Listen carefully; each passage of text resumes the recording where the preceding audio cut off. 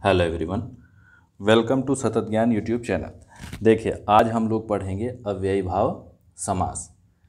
अव्ययी भाव समास के पहले हम देख लेते हैं कि समास क्या होता है, समास की परिभाषा क्या होती है। तो देखिए, समास दो शब्दों से मिलकर के बना है। कौन सा? सम और आस। इन दो शब्दों से समास बना है। सम का मतलब होता है पास या नज़दीक, और आस मतलब रखना। जब दो शब्दों को पास में रखते हैं तो एक नया शब्द बनता है, उसे क्या कहते हैं? समास कहते हैं।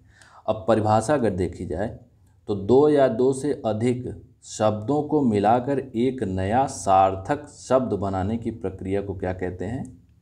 समास कहते हैं। दो से अधिक शब्द, दो या दो से अधिक शब्द को मिलाकर एक नया सार्थक शब्द। इम्पोर्टेंट ये है कि सार्थक होना चाहिए, उसका मतलब होना चाहिए। ऐसा नहीं कि किन्हीं दो शब्दों को मिलाकर के कुछ भी आपने बना दिया तो वो समास हो गया, ऐसा नहीं होता।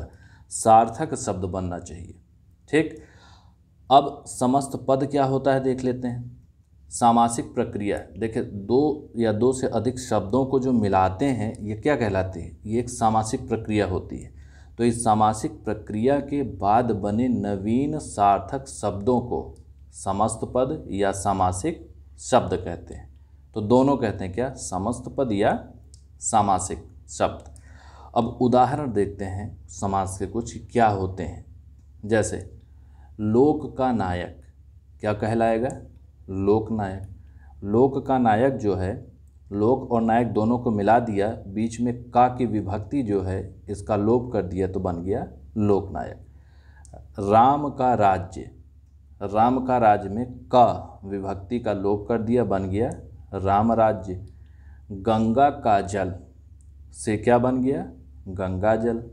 वन में वास में विभक्ति का लोप करने पर बन गया वनवास। सबों में उत्तम क्या हो गया? सर्वोत्तम। और माखन को चुराने वाला माखन चोर। तो ये क्या है? ये है समास। तो लोकनायक, राम राज्य, गंगा जल, वनवास, सर्वोत्तम और माखन चोर, ये समास हैं। ठीक है, इनको हम क्या कहेंगे? सामासिक शब्द कहेंगे या समस्त पद कहेंगे। और समास विग्रह क्या होता है? जब इन्हीं को अलग कर दिया जाए। जैसे लोकनायक को क्या कर दिया हमने? अलग अलग कर दिया। जब अलग अलग कर देंगे तो बन जाएगा लोक का नायक, यानी कि पूर्व पद और उत्तर पद। अभी हम बताएंगे पूर्व और उत्तर पद क्या होता है। दोनों के बीच में जब कोई विभक्ति आ जाती है तो वो समास विग्रह कहलाता है। ठीक। अब देखते हैं पूर्व पद और उत्तर पद क्या होते हैं। जैसे गंगा जल, गंगा में, गंगा जल में दो पद हैं। कौन सा? एक गंगा है, दूसरा जल है। गंगा जो है ये पूर्व पद है। क्या है? पूर्व पद। और जल जो है ये उत्तर पद है। क्या है? उत्तर पद। तो गंगा जल मिला करके हो गया सामासिक पद, सामासिक शब्द या समस्त पद। इसी प्रकार माखन चोर में देखिए, माखन चोर में माखन जो है वो पूर्व पद हो गया, चोर हो गया उत्तर पद, और दोनों पद मिल करके बन गया समस्त पद, यानी माखन चोर हो गया समस्त पद। अब समास विग्रह क्या होता है देखते हैं। देखिए, समस्त पद से, यानी कि जो गंगा जल है या माखन चोर है, ये क्या है? ये समस्त पद हैं। इन्हीं से पूर्व पद और उत्तर पद दोनों को अलग कर दिया जाए तो ये कहलाएगा समास विग्रह। जैसे गंगा जल से गंगा को अलग कर दिया, जल को अलग कर दिया, तो क्या कहलाएगा? समास विग्रह कहलाएगा। जैसे गंगा जल से गंगा का जल हो गया। अब देखिए, क्वेश्चन एक ये भी बन जाता है, थ्योरेटिकल है, कि समास और संधि में अंतर क्या होता है। देखिए, संधि में दो वर्णों का योग होता है। जब कभी हम संधि पढ़ाएंगे आगे लेक्चर में, तब आपको वहाँ पर एक्सप्लेनेशन अच्छे से देंगे, विस्तृत चर्चा होगी कि संधि क्या होती है। अभी थोड़ा सा जान लेते हैं कि दो वर्णों के मेल से संधि होती है, दो वर्णों का मेल होता है। और समास में क्या होता है? दो पदों का योग होता है। जैसा अभी आपने देखा, पूर्व पद और उत्तर पद दोनों मिल करके बनाते हैं समस्त पद। तो यहाँ पर 2 पद मिलते हैं समास में, और संधि में क्या होता है, 2 वर्ण मिलते हैं। दूसरी चीज़, संधि में 2 वर्णों के मेल व विकार की संभावना होती है, यानी कि 2 वर्ण मिल करके एक नया वर्ण बना लेते हैं। जैसे महाधन अर्षि क्या हो जाता है, महर्षि, ठीक है। उसी प्रकार समास में देखा जाए तो विभक्तियों का लोप हो जाता है। क्या होता है, विभक्तियों का लोप हो जाता है।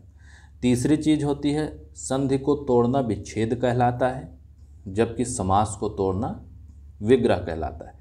तो ये मेन देखा जाए मुख्य रूप से 3 अंतर थे समास और संधि के बारे में।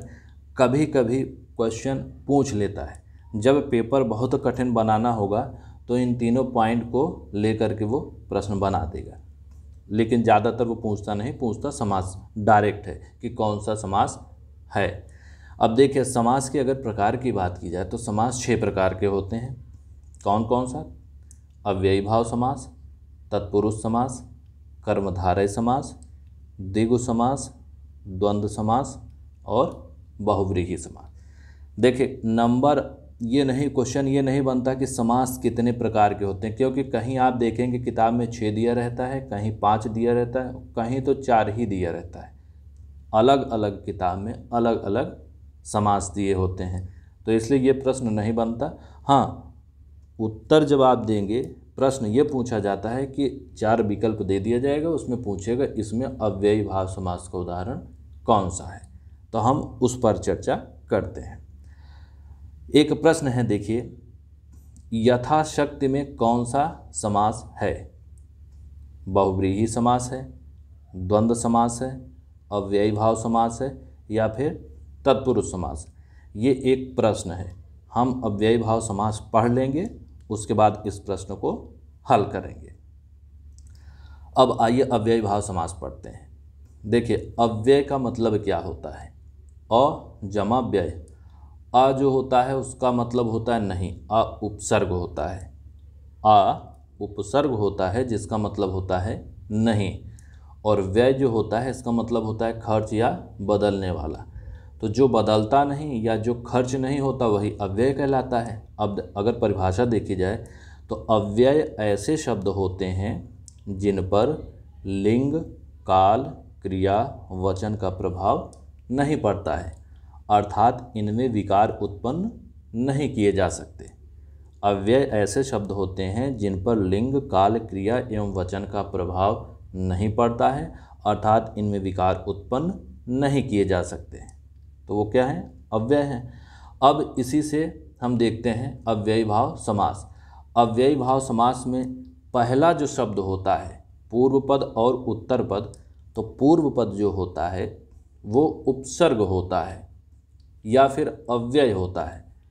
अब उदाहरण से समझते हैं, जैसे यथाशक्ति। यथाशक्ति क्या है, समस्त पद है। पूछा जाएगा कि यथाशक्ति में कौन सा समास है, तो इसमें अव्ययी भाव समास है। यथाशक्ति का मतलब होता है जब समास विग्रह करेंगे तो शक्ति के अनुसार। क्या होगा, शक्ति के अनुसार। दूसरा आजन्म। आजन्म का विग्रह करेंगे तो हो जाएगा जन्म पर्यंत, यानी जन्म से लेकर। अब यथाशक्ति और आजन्म में देखिए, पहचानने का तरीका ये हो गया कि उपसर्ग आप देख लीजिए, अगर उपसर्ग लगा हुआ है तो वो अव्ययी भाव समास होगा, या फिर अव्यय लगा हुआ है तो वो अव्ययी भाव समास होगा। यथाशक्ति में यथा लगा हुआ है, यानी कि 4 विकल्प में अगर ये पूछा जाए कि अव्ययी भाव समास क्या है, तो आप यथा जहाँ भी देखो बस टिक मार दो, वही है। यथा क्या है, अव्यय है। अव्ययी भाव समास में अव्यय का प्रयोग होता है। दूसरा आप देखिए आजन्म। आजन्म में आ क्या है, अव्यय है। ये अव्यय है, उपसर्ग भी है, तो जहाँ पर आ लग गया आपको तुरंत टिक कर देना है, क्या, अव्ययी भाव समास। अगला है यथाविधि। यथाविधि में आपने फिर देखा क्या है, यथा का प्रयोग हुआ है। यथा क्या है, अव्यय है, तो बस टिक कर देना है। यथाविधि का मतलब होता है विधि के अनुसार। बारंबार। बारंबार मतलब बार बार। देखिए, जहाँ पर रिपीटिशन हो, दोहराव हो, जैसे बारंबार, हाथों हाथ, इस टाइप की चीज़ें जहाँ पर आती हैं वहाँ पर होता है अव्ययी भाव समास। अगला देखते हैं प्रत्यक्ष। प्रत्यक्ष का क्या हो जाएगा? अच्छ के प्रति, अच्छ के प्रति। इसमें क्या है? उपसर्ग लगा हुआ है। जहाँ पर उपसर्ग लग जाए वहाँ पर अव्ययी भाव हो जाएगा। यथा कर्म में यथा अव्यय लग गया, क्या हो जाएगा? अव्ययी भाव। यथा शीघ्र में यथा लग गया, अव्ययी भाव। यथा कर्म का अगर समास विग्रह करेंगे तो हो जाएगा कर्म के अनुसार, और यथा शीघ्र का अगर विग्रह करेंगे तो हो जाएगा जितना शीघ्र हो। अगला देखिए प्रतिवर्ष। प्रतिवर्ष का विग्रह होगा प्रत्येक वर्ष, और समास पहचानना हो तो प्रतिवर्ष में आप देखेंगे प्रति लगा है जो कि अव्यय है और उपसर्ग भी है, तो ये हो जाएगा अव्ययी भाव समास। 9वां है अनजाने, मतलब बिना जाने। अन जहाँ लग जाए अव्ययी भाव समास होगा। अगला है भर पेट। पेट भर कर, इसका विग्रह होगा। जहाँ पर भर लग कर आ जाए अव्ययी भाव समास होगा। हाथों हाथ, एक हाथ से दूसरे हाथ में, तो जहाँ पर दोहराव होता है वहाँ पर भी क्या होता है? अव्ययी भाव समास होता है। रातों रात, यानी रात ही रात में, तो रातों रात में भी दोहराव हुआ, यहाँ भी क्या होगा? अव्ययी भाव समास होगा। तो देखिए ट्रिक क्या है। पहले ट्रिक ये हो जाएगी कि कहीं भी आपको किसी भी शब्द में उपसर्ग लगा दिखे तो आप वहाँ पर टिक कर दो, वो है अव्ययी भाव समास। दूसरा कि जहाँ पर किसी शब्द के पहले यानी कि पूर्व पद जो है यथा, बड़ा आ, प्रति, छोटा आ, भर, या फिर रिपीटिशन जहाँ हो, दोहराव हो, ऐसे शब्द अगर मिल जाएं पूर्व पद के स्थान पर तो आप तुरंत टिक कर दो कि वो अव्ययी भाव समास है। अब देखिए हमने एक प्रश्न शुरू में लिया था, अब देखते हैं उसका उत्तर क्या होगा। प्रश्न था कि यथाशक्ति में कौन सा समास है? 4 विकल्प दिए थे, बहुव्रीहि समास, द्वंद्व समास, अव्ययी भाव समास और तत्पुरुष समास। तो यथाशक्ति में तुरंत आपने देखा कि यथा अव्यय लगा है, जहाँ पर यथा पूर्व पद होता है वो अव्ययी भाव समास होता है, तो इस प्रश्न का जो उत्तर होगा वो होगा अव्ययी भाव। तो ये था आज का वीडियो जिसमें हम लोगों ने पढ़ा अव्ययी भाव समास। अगर वीडियो आपको अच्छा लगा हो तो लाइक करिए, चैनल को सब्सक्राइब ना किया हो तो चैनल को सब्सक्राइब करिए, और आप अपने मित्रों का भी सहयोग करना चाहते हैं कि वो भी आगे बढ़ें तो आप उनके साथ भी इस वीडियो को शेयर करिए। चलिए मिलते हैं अगले पार्ट में तत्पुरुष समास के साथ, तब तक के लिए नमस्कार।